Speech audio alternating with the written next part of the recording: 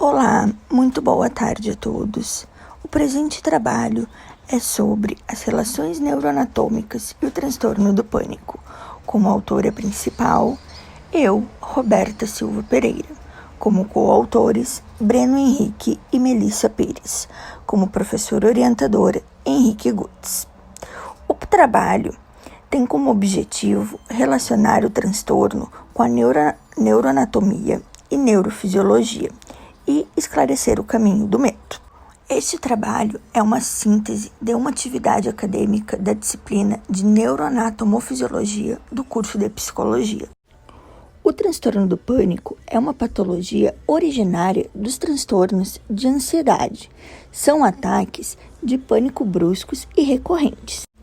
O medo e a ansiedade são situações desagradáveis. A ansiedade surge através desse medo, pois é o medo que sinaliza e prepara o organismo para situações de ameaça e perigo, enquanto a ansiedade amplifica o medo.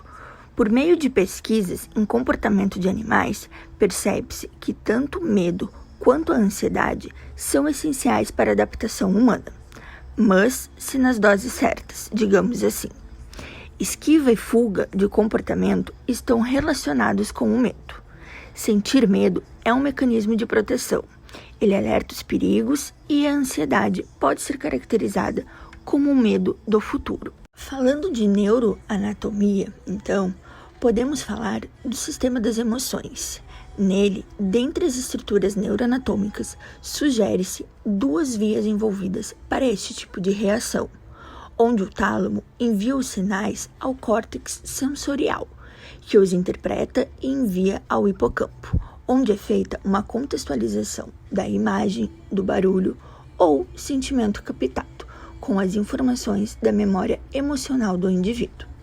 Após isso, o hipocampo as envia para a amígdala, para que esta acione o hipotálamo, caso seja necessário reagir ou simplesmente o desligue, pois não há perigo. Por outro lado, os estímulos seguem direto do tálamo para a amígdala. A amígdala analisa os sinais recebidos, procurando por experiências semelhantes, não só do indivíduo, como também vividas por sua espécie, a chamada memória genética, e dispara uma espécie de alarme. Esse sinal de emergência é captado pelo hipotálamo, que ativa a reação de luta ou fuga. O indivíduo reage, então, de forma rápida e quase irracional, como que por instinto. Contudo, a maioria das informações refere-se a situações cotidianas e não necessitam de reação instantânea para sobreviver. Então, conforme demonstra a imagem ao lado, as partes do cérebro envolvidas na reação de medo são o córtex sensorial, onde está sinalizado o tálamo, também sinalizado, hipotálamo, amígdala e hipocampo, ambos sinalizados na imagem, como podemos observar. E por fim, a neurofisiologia. O cérebro produz substâncias conhecidas como neurotransmissores. Eles são responsáveis pela comunicação que ocorre entre os neurônios, células do sistema nervoso.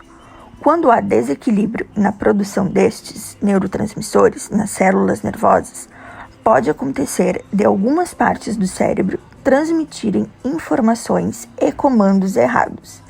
Isto é exatamente o que acontece em uma crise de pânico, ou seja, uma região do cérebro chamada amígdala cerebral está desregulada e emite falsos sinais de perigo. No caso do transtorno do pânico, uns dos neurotransmissores que se encontram em desequilíbrio são a serotonina, a adrenalina, o GABA, o cortisol e a noradrenalina. Muito obrigada a todos aqui presentes.